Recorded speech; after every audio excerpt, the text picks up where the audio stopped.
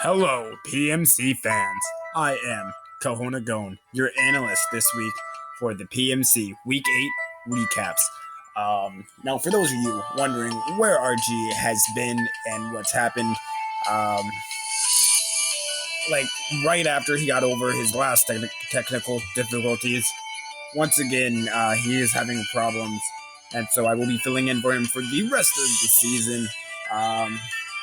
Originally, I wasn't going to fill in for anybody because back when week 2 was there and I filled in for Dallas, everything looked good for analyzing.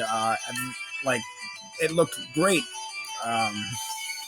Other than Dallas not being able to do things because of his move, now things are a little more hectic. So I am going to be filling in and stepping up. And most likely, season 2, I may just be an analyst then too. But hopefully I can do all right here first. So anyways, let's go ahead and let's move on to the first match. So, no, your eyes do not deceive you. There is no picture on who went up against Yuma. This is because Infrareddy did end up having to drop out as a coach, and there is a new guy by the name of Kyle, I believe. I may be wrong. Hopefully JSpecs, when I send him this, it'll have everything in there.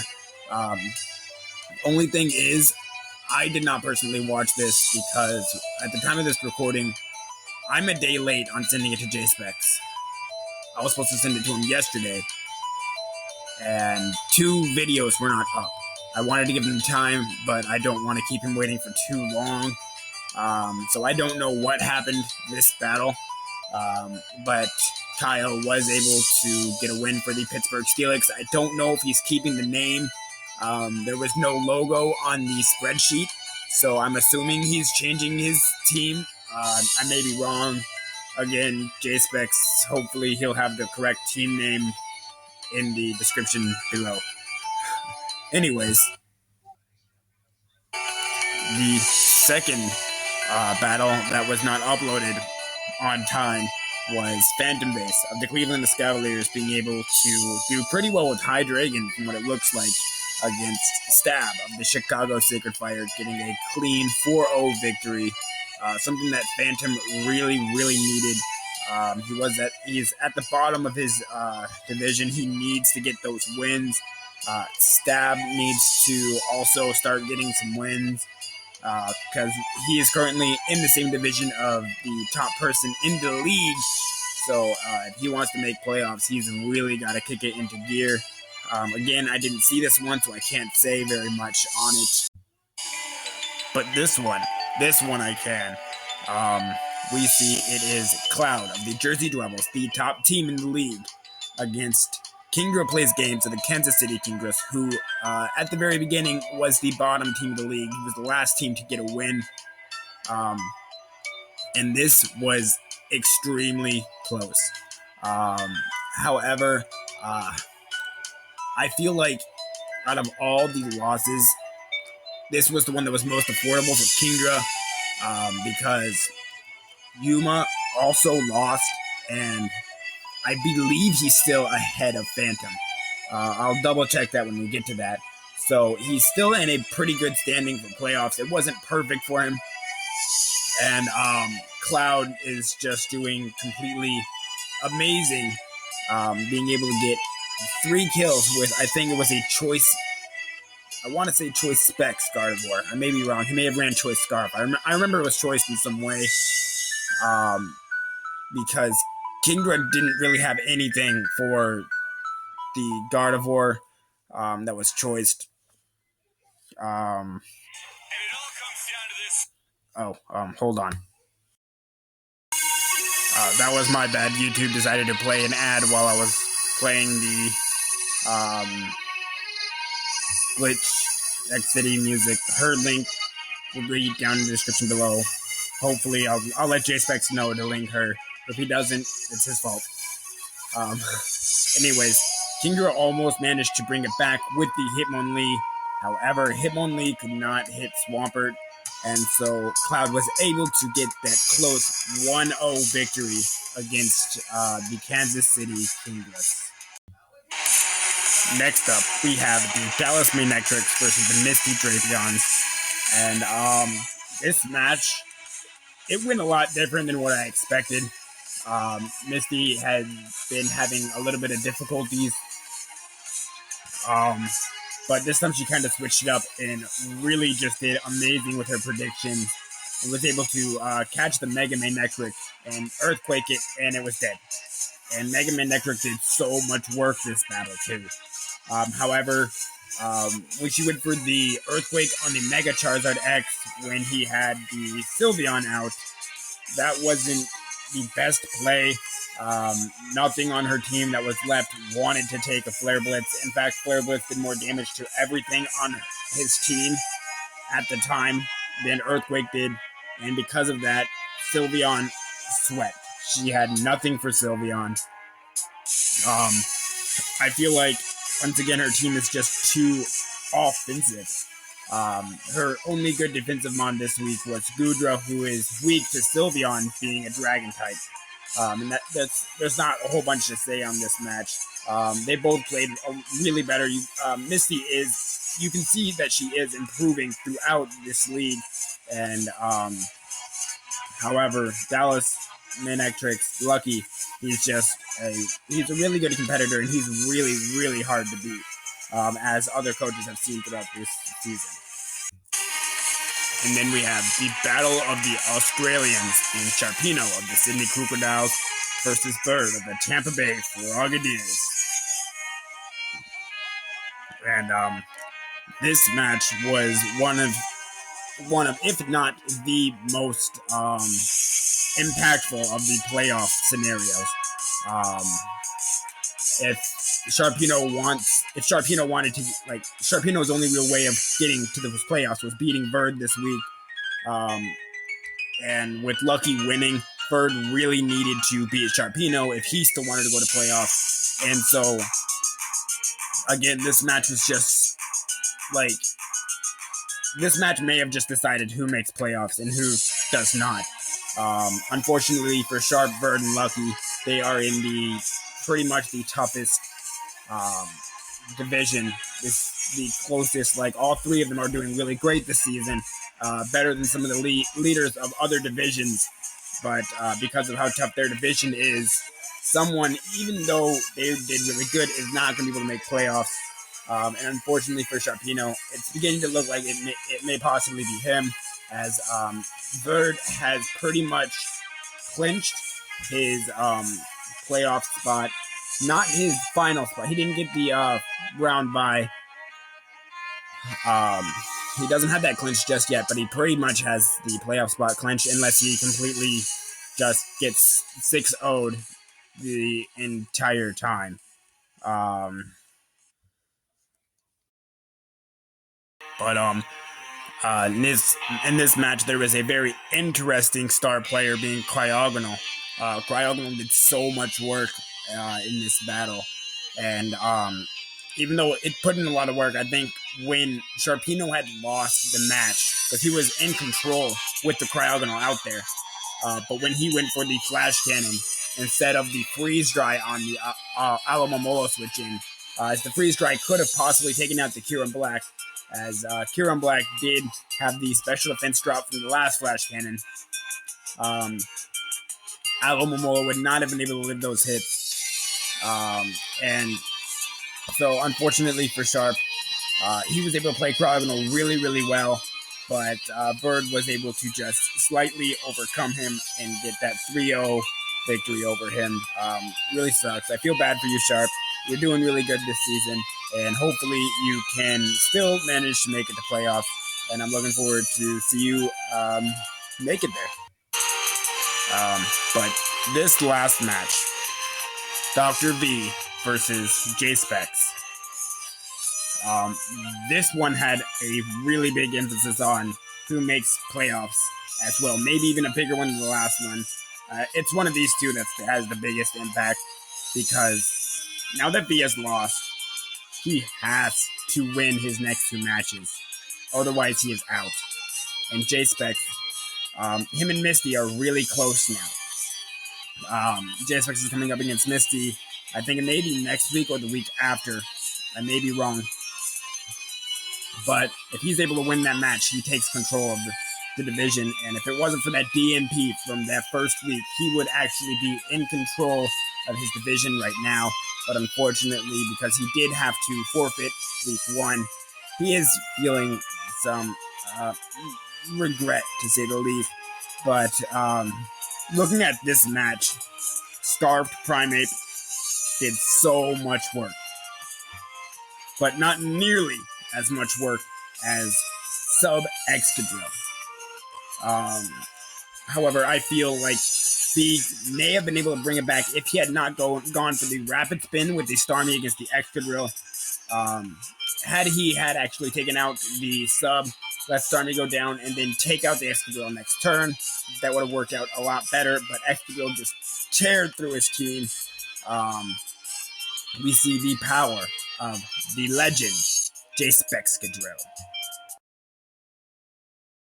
Anyways, on to the league leaders. We have Landorus I and Victini of the Chicago Cub Shoes and Cleveland Cavaliers, respectively, tied for first place with 11 and 5.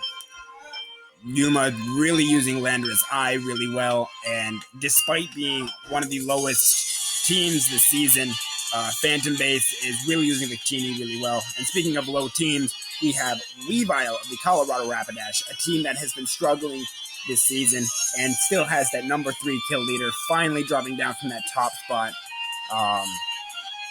But it's still really, really high up there. And it's just really close for this league leader race. However, even though bottom teams have a good month, the top teams are not lacking in the strong threats, with Mega Beedrill of the Jersey Dwebbles, top team in the league, 9 and 2. And then at number 5, we have Hitmon Lee of the Kansas City Kingras, a mon that most people wouldn't expect to see here with 9 kills, 3 deaths. And then Tyranitar of the Sydney Crocodiles with 9 kills and 5 deaths. And then tied for number 7, we have Fortress and Talonflame of the Jersey Dwebbles and Sydney Crocodiles, respectively. And hold on, another YouTube ad. Okay, Fortress and Talonflame of the Jersey Dwebbles and Sydney Crocodiles, respectively, at 9-6 for 7th place. And in 9th place, we have Crocodile, not Sydney Crocodiles, but Crocodile at 8-4. Talisman Networks put in a lot of work this week. And at number 10, we have Heatran of the Jersey Dwebbles at 7 kills, 2 deaths. This entire league leader race is super, super close. As is this entire league, as we are now about to see. Alright, so looking at the Magma Conference, the Red Division, really close. The Chicago Cub Shoes are right now leading it with literally right down the line, 4 wins, 4 losses, and a 0 differential. We see the Kansas City Kingras with 3 wins, 5 losses, and a +2 differential. And Phantom Base, even though he's the only member of his division that won this week, is in last place with 3 kills, 3 wins, 5 losses, and a -7 differential. Now then, moving on to the Ruby division, we see the Jersey Dwebbles with 7 wins and 1 loss. And as you can see under code, which is the only team that has a code, we see that the Jersey Dwebbles have a final. This means that they are taking their division. There is no possible way, mathematically at all, that they are not going to be taking their division. If they get 6-0'd in the next 2 weeks and Stab 6-0's his opponents, Cloud will still be ahead of Stab. So, as a result, he gets that code, and no one else has either clinched the playoff spot, clinched their division, or been mathematically eliminated. That's just how close this is. But right behind him, we have Stab of the Chicago Sacred Fire with 4 wins, 4 losses, and a -3 differential. And the Pittsburgh Felix, I guess that's still their name, I don't know. Um, three wins, 4 losses, and a DNP with a -8 differential. That DNP is really going to cost him. It's not completely over for the Pittsburgh Felix just yet, as if Yuma loses both of his matches and Kingdra loses both of his matches, or at least one of his matches, and Phantom Base loses one of his matches, and Stab loses both of his matches, and the Pittsburgh Felix win both of their matches, the Felix still have a chance for the playoffs. However, it is not very likely. Right now, it is looking as if Cloud and Yuma and Stab are going to be making those playoffs. If Kingdra and Phantom want to make it, Kingdra just has to win another game with Stab losing a game. However, Phantom Base is going to want to do a little better than that, as he does not have the best differential. He's going to want to get a pretty convincing win like he did this week. That being said, Yuma and Stab are not untouchable. It's extremely close as to who's going to be taking it. But moving on to the Aqua Conference, in the blue division, leading it, we have the Misty Drapions with 3 wins, 5 losses, and a -8 differential. Right behind her is the Hamden High Dragons with 3 wins, 4 losses, and a -6 differential. However, because of that DNP, as I mentioned earlier, JSpecs is behind her. And then the Colorado Rapidash are at 2 and 6 with a -12 differential, which is really unfortunate for them. For him, sorry, not him. But with how this division is looking, only one person from this division is going to be making playoffs. That's pretty much guaranteed. In fact, that is guaranteed. There's absolutely no way that 2 people from this division are going to be making it, which means that 2 people from the Sapphire division are going to be making it. And right now, it looks to be the Tampa Bay Frogadiers, coached by Bird, with a 6 wins, 2 losses, and a +19 differential, the highest differential out of the entire league. Right behind him, though, we have Lucky of the Talisman Networks with 6 wins and 2 losses with a +10 differential. And Sharp is not exactly eliminated,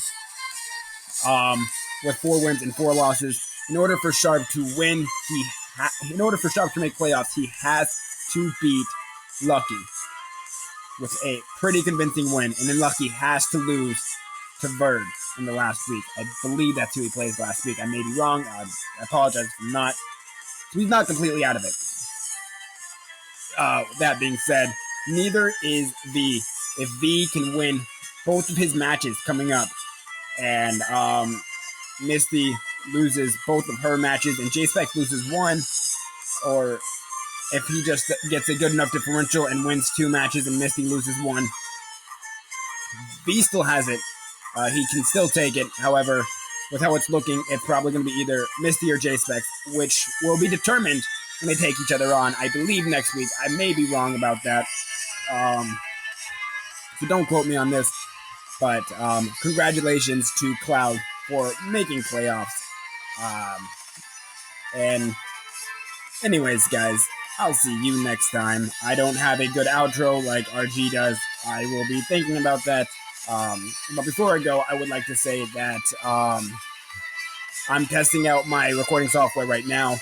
And if I can get it up to the standards that I like it. I don't really like it right now. Once I do that, I'm going to start posting videos on my YouTube channel. So if you guys want to check that out, go ahead. I know I'm whatever the word is I'm looking for. I'm sorry, I can't think of it. Advertising. There's the word. Advertising my channel. But it's going to be coming out soon, and there's going to be some pretty fun stuff in it. But anyways, see ya, guys. I don't know.